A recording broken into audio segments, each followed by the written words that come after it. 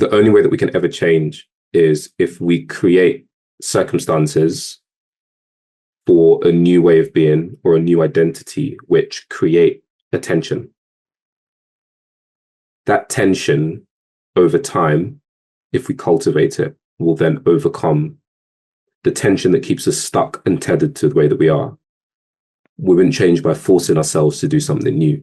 We wouldn't change by shaming ourselves into letting go of habits. We have to cultivate a new identity through new behaviors, through beginning to ingrain new habits, through entraining new neural pathways in our brains. If you've never felt what it's like to completely relax and let go of thoughts and tension, then there is nothing for your brain to look towards when it turns away from anxiety. So you begin to practice, whether it's meditation or using healing frequencies or going to sound baths. You begin a practice of teaching your brain what it feels like to completely let go of control. That's not going to solve your problems, but it creates an alternative. And then the more you fill that cup over time, that creates a tension between the way that you are and the way that you could be. This new identity, this new way of being, this new realization. If you want to let go of negative habits, drinking, smoking, pornography, you have to create a different way of responding when you feel the emotions that guide you to that initial way of being.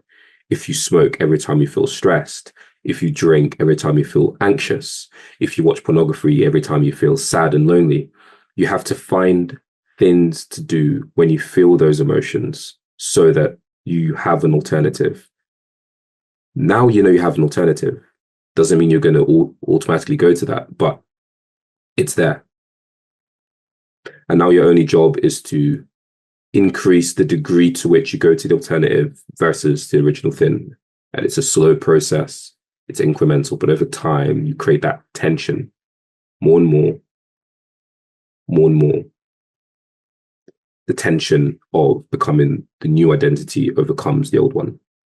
I'm not sure if my hands were doing the right direction there, but you know what I mean. You know, the new behavior, the tension of that grows up.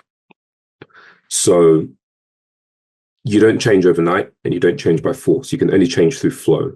You know, nature doesn't move in straight lines, it moves in cycles. So you have to cultivate a cycle that outgrows the old one.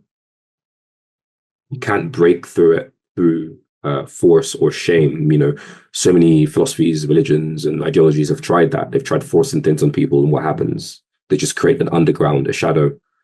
They create a repression, and this never works, you know. And if it feels like it works initially, over time, it falls apart because it's not built in solid ground. There has to be an alternative, a new way of being, a new identity, a new world. And these are the structures that we're moving into. We're evolving beyond old structures. But as they fall apart, we have to ensure that there is something solid that we're moving into and moving towards. So this is how I've learned to cultivate change. And I hope you've taken something from it.